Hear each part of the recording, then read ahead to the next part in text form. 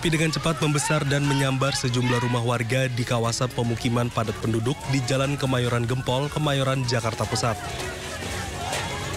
Warga yang panik langsung berupaya mengevakuasi barang berharga dari dalam rumah.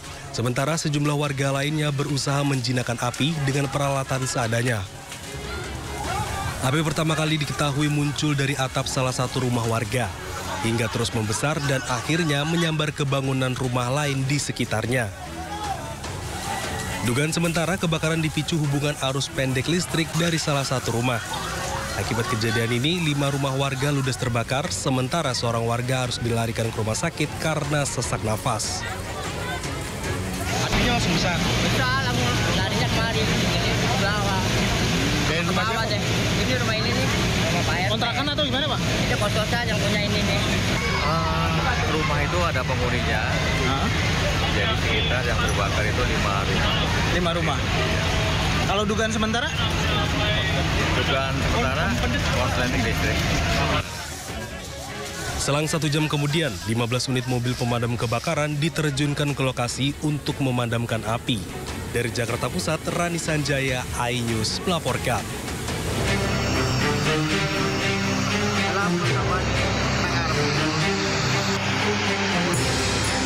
Video amatir merekam detik-detik terjadinya kebakaran pada bus Pala Kencana di ruas tol Kabupaten Jombang, Jawa Timur.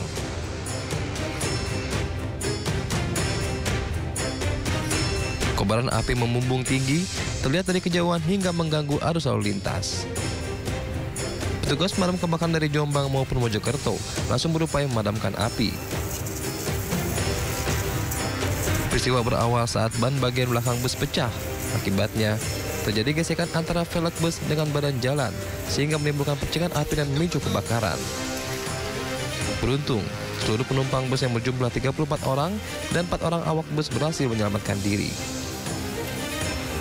Jadi bis PO Pahala Kencana dari arah barat menuju ke timur, dari Bandung menuju ke Denpasar, sesampainya di KM 705 mengalami pecah ban belakang sebelah kanan, di mana pecah ban tersebut menimbulkan percikan api, gesekan dengan beton yang menyebabkan bis terbakar.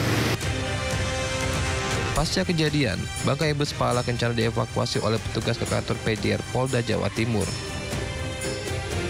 Dari Jombang, Jawa Timur, Mukhtar Bagus, iNews melaporkan.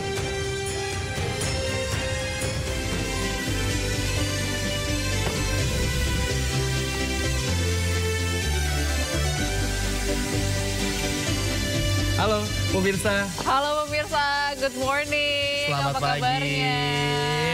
Semoga dalam keadaan sehat selalu, bersemangat tentunya karena ini sudah hari ketiga pasca libur lebaran ya. Iya, betul sekali. Sudah kembali beraktivitas. Kalau Bayu sendiri bagaimana kabarnya? Harus tetap semangat ya, meskipun ya kalau saya kan merayakan lebaran. Agak sedih ya kayaknya. Agak sedih, Udah kenapa lewat. sedih Bay? Kemarin mudik nggak? Enggak, Oh, enggak tetap ya? jaga layar. Tetap jaga layar, betul. Iya. Dan pastinya kita hari ini senang sekali karena kembali lagi menyapa pemirsa di rumah dan menghadirkan beragam informasi menarik dan juga inspiratif. Dan ya, Anda hari ini menyaksikan Sindo Today, program yang akan menghadirkan informasi-informasi terhangat hari ini bersama saya, Bibi Kristami, dan rekan saya. Dan saya Bayu Pradana, pemirsa. Dan seperti biasa, sebelum kita memulai seluruh rangkaian Sindo Today, redaksi kami telah menyiapkan 3 berita pilihan. Ini dia.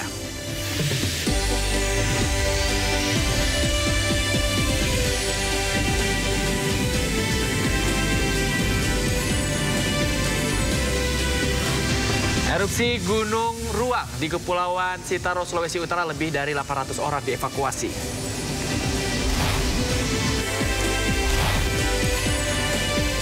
CEO Apple, Tim Cook bertemu dengan Presiden Joko Widodo kucurkan investasi senilai 1,6 triliun rupiah di Indonesia.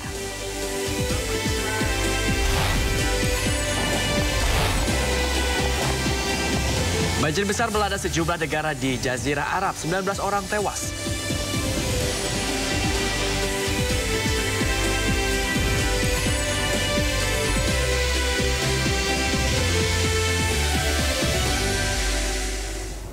Ya pemirsa, kita awali informasi pada pagi hari ini. Gunung Ruang di Kepulauan Sitaro, Sulawesi Utara erupsi. Ya, akibat kejadian ini lebih dari 800 orang dievakuasi.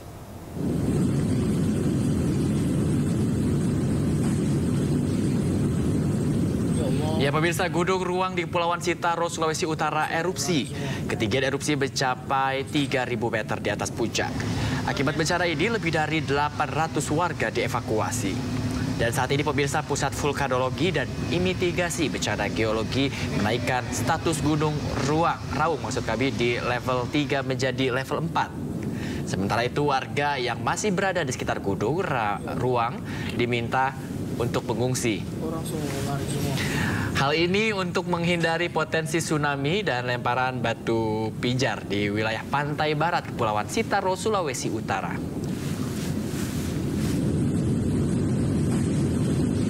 Per pukul 21.00 tadi oleh PVMBG telah dinaikkan statusnya menjadi status level 4. Nah, kenaikan status level 4 ini tentu saja memiliki implikasi dari sektor atau aspek kedaruratan.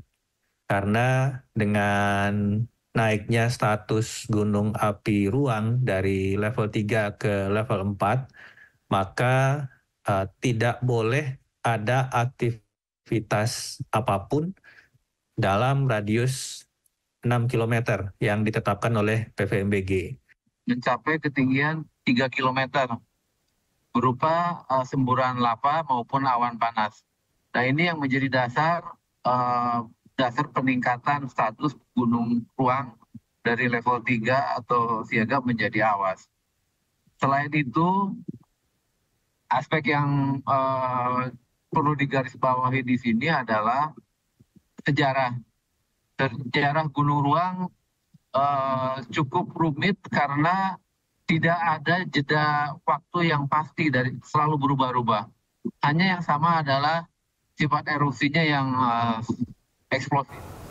Ya, berikutnya hujan deras yang melanda Jabodetabek pada Rabu kemarin mengakibatkan banjir di sejumlah tempat. Termasuk merendam puluhan rumah di kompleks perumahan Tirta Mandala Cilodong, Kota Depok, Jawa Barat. Beginilah kondisi jalan di dalam kompleks perumahan Tirta Mandala Cilodong, Kota Depok, usai diguyur hujan deras. Tak hanya merendam akses jalan, banjir yang terjadi Rabu kemarin juga merendam puluhan rumah di dalam kompleks perumahan tersebut hingga setinggi 50 cm. Menurut petugas keamanan kompleks perumahan, banjir ini terjadi lantaran drainase di area perumahan yang sempit sehingga tak mampu menampung luapan air dari aliran kali jantung. Ia juga menambahkan akibat banjir ini sedikitnya 50 rumah warga terendam banjir. Kalau hujan emang sering banjir, Bang? Iya. Ya, kalau hujan gede banjir. Nah, biasanya penyebabnya apa sih, Bang? Apakah salurannya yang kecil atau? Ya, karena salurannya kecil, terus hujannya juga lebat banyak. Biasanya genangannya kali juga nggak mencukupi gitu. Jadi airnya luber. Menurut warga, banjir biasanya tidak berangsur lama dan akan surut sekitar 30 menit hingga 1 jam saat hujan reda. Dari Depok, Jawa Barat, Iyung Rizky Anyus melaporkan. Selanjutnya pemirsa, banjir bandang menerjang Kabupaten Musirawas Utara, Sumatera Selatan. Ya, di sejumlah infrastruktur dan rumah warga ini rusak akibat bencana ini.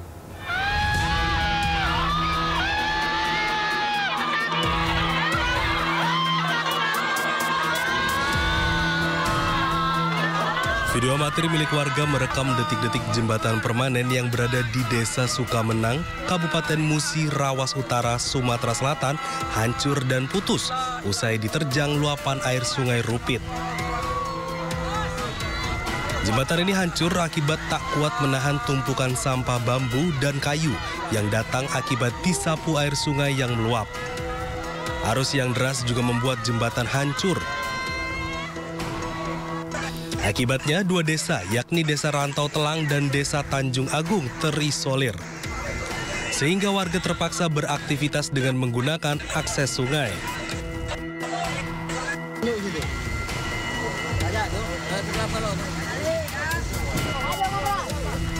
Meluapnya Sungai Rupit juga membuat warga di 14 desa Kabupaten Musirawas Utara, Sumatera Selatan panik. Air juga merendam ribuan rumah warga. Warga berusaha menyelamatkan diri dan perabotan rumah tangga mereka karena aliran sungai yang deras meluap masuk ke permukiman warga. Akibat banjir ini, di Desa Sukamenang, belasan rumah hilang diterjang banjir bandang, sedangkan lebih dari 20 rumah rusak parah. Kalau data sementara kami sudah menghitung 17 yang rumah hilang. Yang hilang dari tempatnya kan, seperti yang kita lihat di seputaran, rumah itu terbawa arus, kemudian yang rusak berat dan rusak ringan masih didata. Jadi kalau diseluruhin sekitar berapa rumah ini? Kalau ini di Kampung 1 ya, kita terdampak ini Kampung 1, 3, dan Kampung 6. Kemudian tambah Kampung 7. Diperkirakan sekitar 40-an rumah yang terbawa arus air. Selain menghanyutkan rumah warga, banjir juga menghanyutkan ternak milik warga. Dari data BPBD Musirawas Utara, ada lebih dari 2.800 rumah warga terdampak banjir. BPBD terus berupaya melakukan penanganan darurat. Dari Musirawas Utara, Sumatera Selatan, Sudirman, iNews melaporkan.